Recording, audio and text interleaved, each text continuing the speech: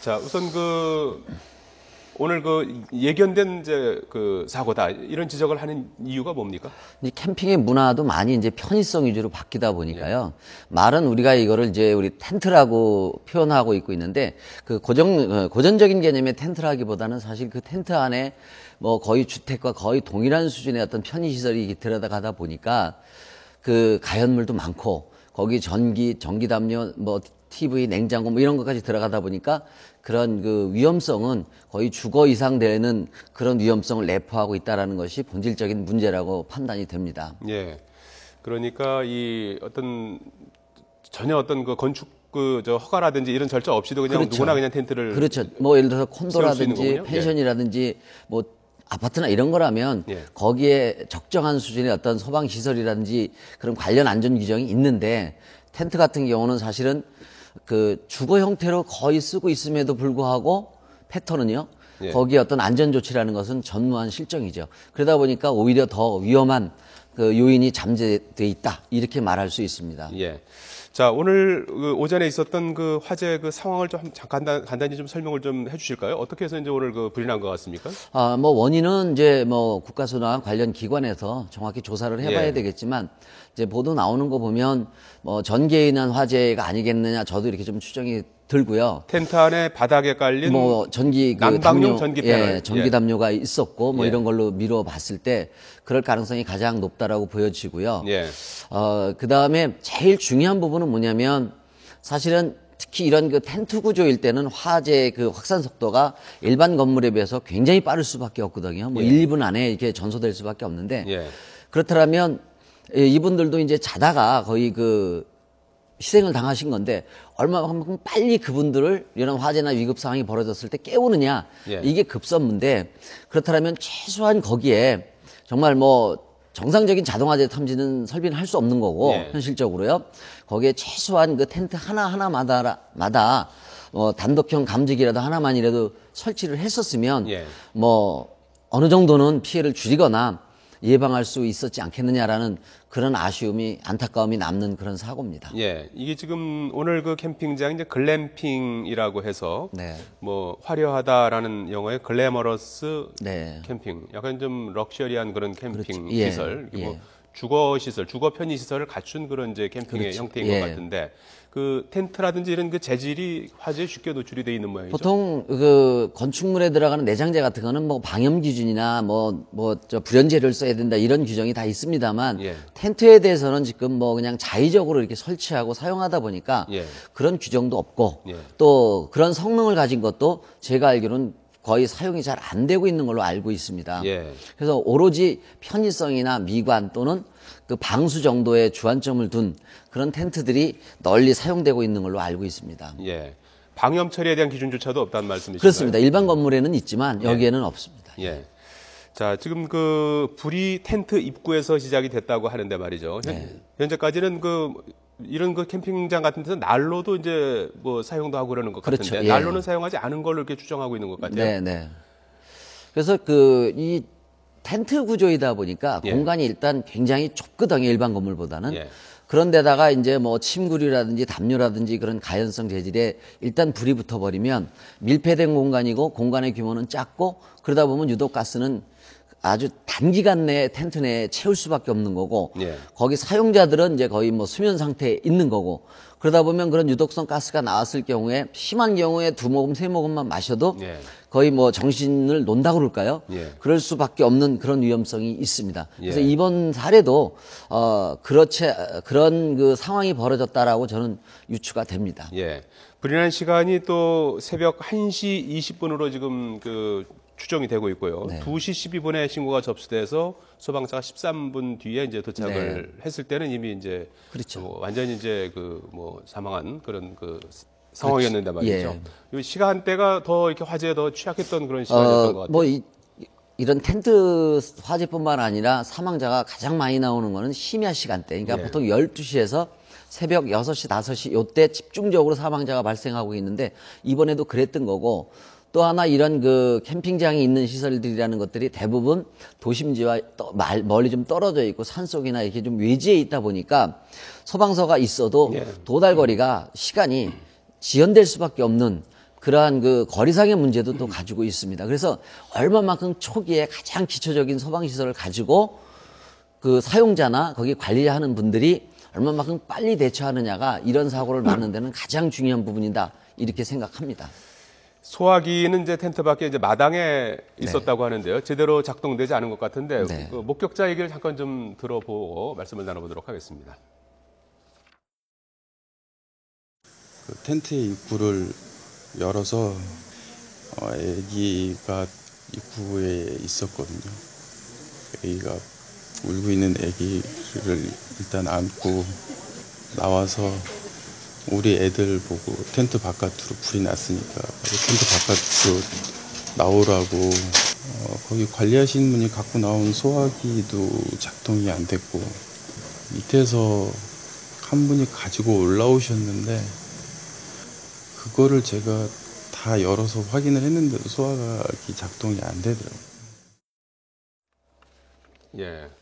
그나마 있었던 소화기가 작동이 되지 않았다는 거는 어떤 소화기가 예. 이제 작동이 안 되는 경우는 뭐 여러 가지가 있겠습니다만 이렇게 5개 시설 같은 경우는 그 작동 안 된 게 어디 있었는지 저는 판단은 정확히 내릴 수는 없지만 아마 5개에 있었을 가능성이 많이 있습니다. 5개에 있다 보면 직사광선이나 이런 그런 걸로 인해서 사실 그 소화기의 신뢰성이 많이 떨어지는 부분이 발생이 될 수 있거든요. 부식이나 이런 부분 때문에 아마 그런 이유로 인해서 이 소화기가 제대로 작동 안 했을 거라고 보고 그런 5개에 있는 그런 소화기일수록 더 철저한 사전에 점검해보고 뭐 고장난 거나 이거는 교체하고 이런 부분들이 좀 소홀히 되지 않았느냐 이렇게 생각이 듭니다. 예.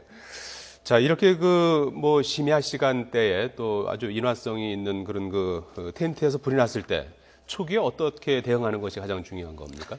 가장 중요한 것은요. 요즘 날씨가 좀 추운 부분이 있겠지만 그것이 이제 거기에 열을 쓰거나 이런 경우에는 또 어떤 건강상의 이유에서라도 약간의 어떤 그 환기구 정도는 좀 확보하는 게 일단 중요하겠고요. 그 다음에 이런 화재안을 놓고 봤을 때는 최소한 그 텐트마다 그 단독형 감지기 같은 걸 두면 굉장히 좀 효율적으로 예방할 수 있습니다.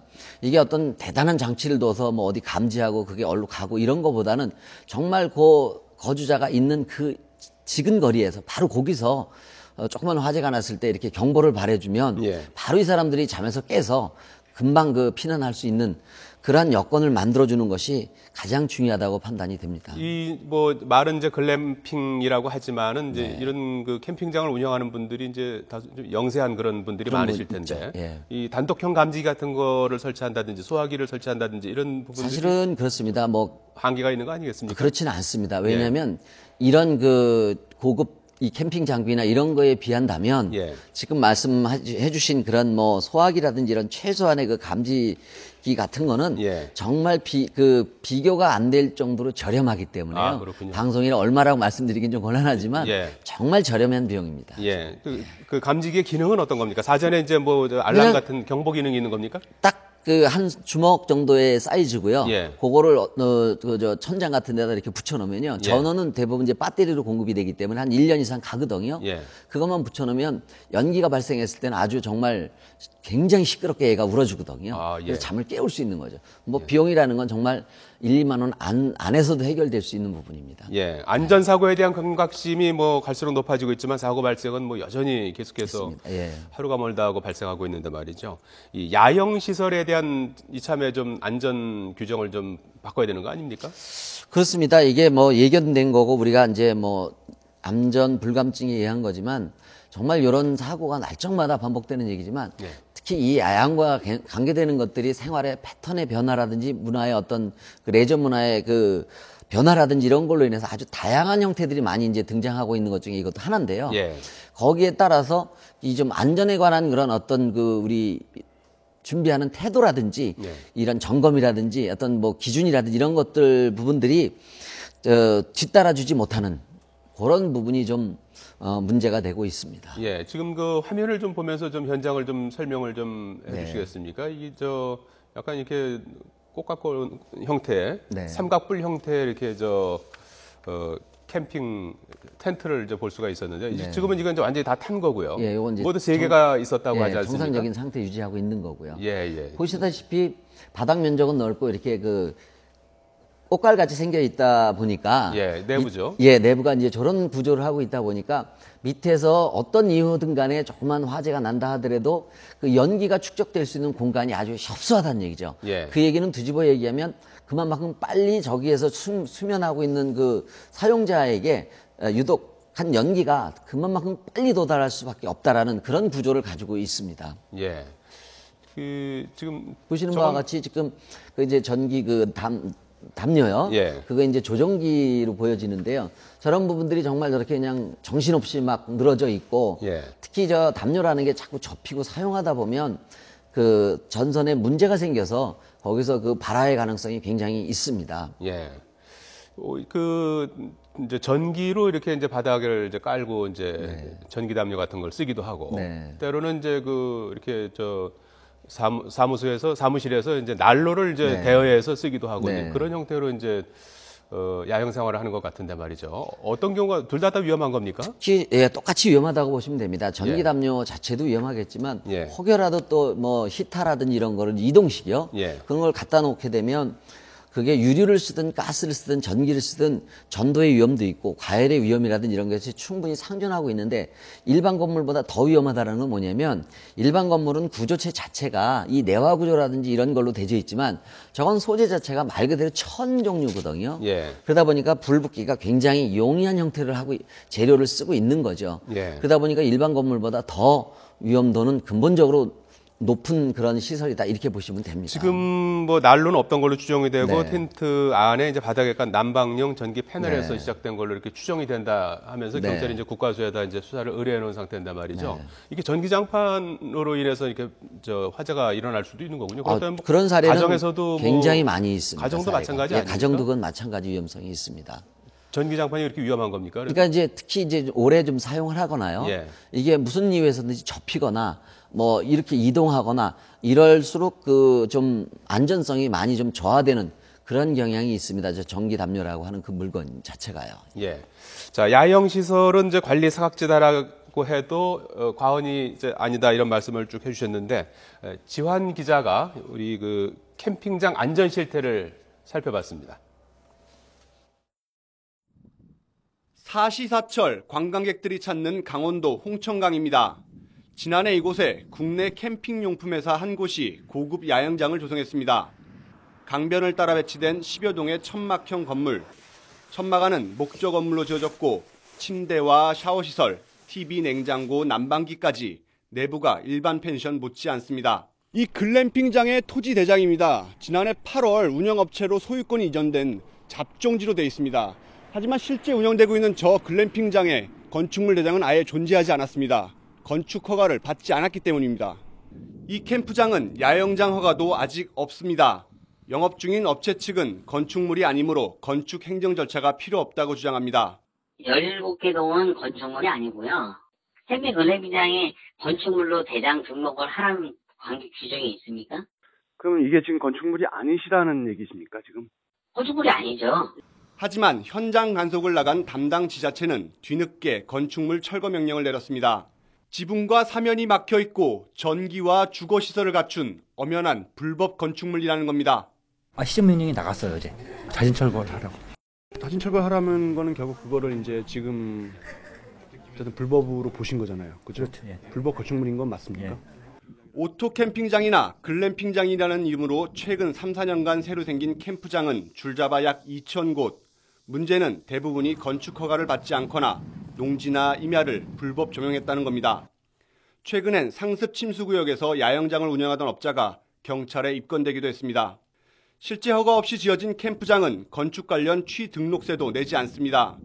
특히 담양 펜션 화재처럼 사고가 발생할 경우 보상 문제에서 소비자가 피해를 당할 수 있습니다. 미비한 관련법과 당국의 수수방관 속에 불법 무허가 야영장이 전국 곳곳에 우후죽순 들어서고 있습니다. YTN 지환입니다. 예, 인천 강화도 캠핑장 화재 속보 전해드리고 있는데 이용재 경민대 교수와 말씀 나누겠습니다. 이 교수님, 지금 전국적으로 이 캠핑장이 계속해서 늘어나는 추세입니까? 굉장히 현재 많이 그 시설이 되어 있고 사용 중에 있고요. 또 그런 레저의 어떤 하나의 패턴 유행으로서 이런 형태의 그 캠핑장들이 굉장히 많이 증가하고 있는 그런 걸로 알고 있습니다. 예. 그래서 어쨌든 일어난 사고는 참 안타까운 일이지만 예. 그럼 중요한 거는 그럼 저런 시설들을 앞으로 우리가 어떻게 해서 좀 더 안전한 그런 레저 환경 문화를 좀 이끌어가고 국민도 안전하게 레저 생활을 할 수 있느냐 하는 것이 이제 관건이 되겠는데요. 예. 뭐 대안이 있을까요? 일단은 저런 시설에 대해서 최소한의 어떤 그 소방 시설은 좀 안전 조치가 들어가야 된다는 부분이 필수적이고요. 예. 그게 뭐냐면 저 시신들도 그냥 곧바로 누워서 사망하셨다라는 게 이제 보도되고 있는데 예. 그 얘기는 전혀 자면서 화재 사실을 인지 못했다라는 것을 반증해주고 있는 거거든요. 예. 그래서 빨리 깨울 수 있는 그런 감지 설비 정도는 최소한 들어가야 되는 부분이 있겠고요. 예. 또 하나 원래 우리가 본 취지라는 게 텐트라고 하는 것은 내가 며칠이고 2박 3일이고 며칠이고 이렇게 일시로 좀 있다가 또 철거하고 이런 건데 지금 저 TV 화면에 보도되는 이런 그 시설들을 보면 저거는 뭐 며칠 동안 일주일 뭐 이렇게 임시로 있다라는 그런 시설의 느낌보다는 예. 거의 뭐 건축물과 동일한 예. 숙박시설과 동일한 형태의 고정 어떤 시설물로 보여지는데 예. 그러다 보니까 이게 텐트도 아니고 건축물도 아니고 그 아주 그 사이에 있는 그 사각지에 있는 법의 사각지대에 예, 있는 그런 거군요. 형태에 놓여 있는 시설인 거죠. 예. 그러다 보니까 이게 규정도 별로 없고 또 거기에 대한 그 관리 책임도 사실 애매모호하고 예. 관할관청에서도 이게 건축물이 아니니까 뭐라고 어떤 제재도 가할 수도 없고 예. 감독하기도 쉽지 않고 이러한 어떤 사각지대에 놓여 있는 그런 시설이 된다라고 생각이 듭니다. 그래서 이거에 대한 어떤 전체적인 어떤 캠핑과 관계되는 그런 레저 산업과 관계되는 시설들에 대해서 예. 정말 그 현실적으로 맞는 그런 대안들이 좀 나와줘야 되겠고요. 정말 또 우려스러운 부분은 예. 어떤 그 뭐 시민들이 저렇게 뭐 좋은 자연 환경 속에서 주말을 보낸다는 것도 어떤 굉장히 그 긍정적인 측면이 있습니다. 예. 권장해야 될 부분이고요. 혹여라도 또 이런 사고를 계기로 해서 뭐 학생들을 뭐 전면 캠핑을 금지한다든지 예.